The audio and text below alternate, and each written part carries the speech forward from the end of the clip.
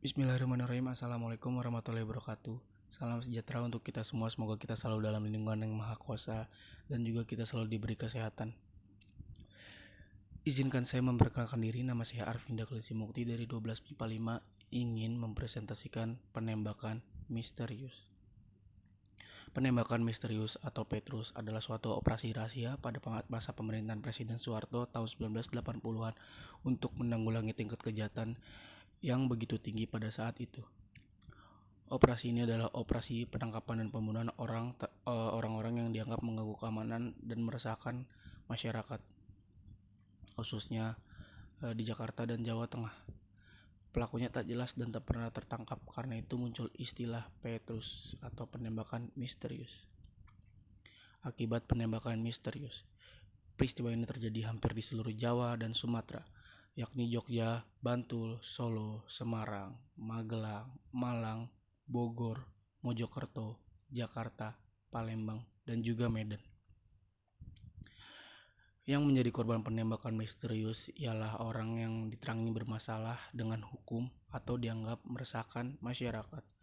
Bahkan ada orang yang tidak bersentuhan dengan hukum juga menjadi korban salah sasaran. Para korban Petrus sendiri saat ditemukan masyarakat dalam kondisi tangan dan lehernya terikat. Kebanyakan korban juga dimasukkan ke dalam karung yang ditinggal di pinggir jalan, di depan rumah, dibuang ke sungai, laut, hutan, dan juga kebun. Pola pengambilan para korban kebanyakan diculik oleh orang yang tak dikenal dan dijemput oleh aparat keamanan. Tahun 1983 tercatat 532 orang tewas dan 367 orang diantaranya luka akibat tembakan. Tahun 1984, 107 orang tewas pada tahun itu, diantaranya 15 orang tewas dengan luka tembakan. Tahun 1984 tercatat 74 orang tewas, 28 orang diantaranya tewas akibat luka tembakan. Penyelidikan Komnas HAM.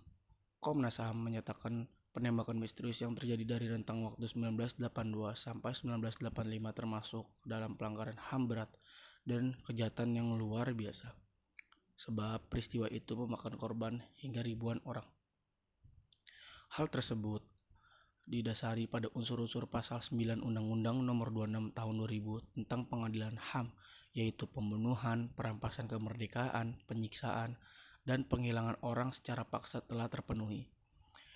Yosep Adi Prasetyo, Ketua Tim ADHOC, penyelidikan pelanggaran HAM berat peristiwa penembakan misterius tahun 1982 sampai 1985, menyampaikan bahwa adanya bukti dan fakta pelanggaran HAM berat dalam peristiwa ini terlihat dari tindakan yang dilakukan sekelompok orang. Mereka diduga mempunyai kekuasaan dan kewenangan yang diberikan penguasa Orde Baru untuk melakukan kejahatan manusia dengan alasan menjaga keamanan dan kesatuan NKRI. Kejahatan manusia ini dilakukan oleh sekelompok orang yang merupakan bagian aparat keamanan negara, baik ini TNI maupun Polri, dengan melakukan penangkapan, penahanan, bahkan warga sipil ditemukan tewas, cacat, maupun hilang. Komnas HAM menawarkan 3 opsi untuk penyelesaian HAM berat. 1. Segala bentuk pelanggaran HAM, baik yang sudah maupun yang belum diselidiki, harus diselesaikan dengan cara rekonsiliasi. 2.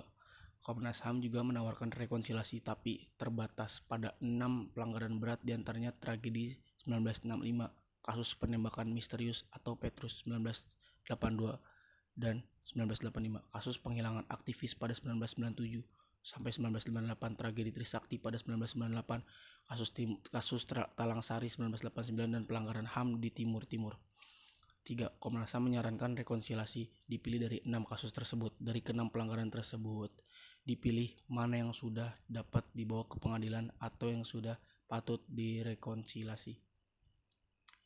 Kasus ini melanggar sila kedua, yaitu kemanusiaan yang adil dan beradab, sebab para korban tidak pernah diadili sesuai hukum yang sah. Terima kasih, sekian presentasi dari kami, kurang lebihnya mohon maaf. Wassalamualaikum warahmatullahi wabarakatuh. Teman-teman yang ingin bertanya silakan di kolom komentar ya. Ini durasi 5 menit. Bye.